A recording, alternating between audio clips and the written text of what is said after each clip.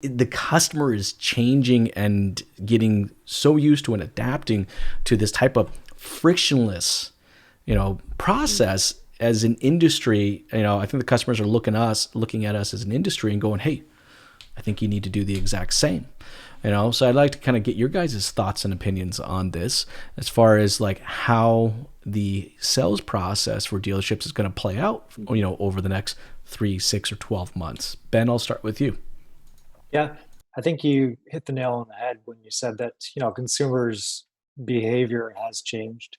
And I think with the automotive industry, I think what's going to drive digital retailing and online sales is consumer behavior. It's not going to be something that the dealers decide to do on their own without consumer support. But, as people switch or, adapt more and more the idea of buying things online, everything from groceries to, office supplies to whatever, um, the automotive industry is kind of the last beast to tackle in a sense, right?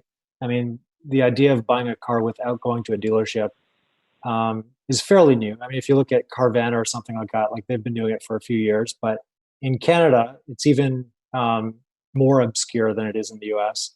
And I think that, it's going to, COVID-19 has kind of pushed consumers to look for options when buying cars, right? So people that need a car right now, if you're, um, a frontline worker and you're terrified of taking the bus anymore and you want to buy a car, how do you do it when you can't go to a dealership?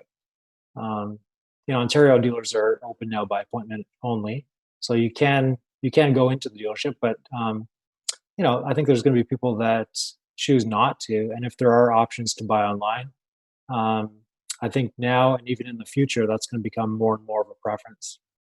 Well, even if they don't buy it all online, it's really limiting the amount of time I have to spend in that physical location. Like I just placed an order with Canadian Tire, which is for us Mhm. is kind of like Daniel. It's kind of like a Walmart.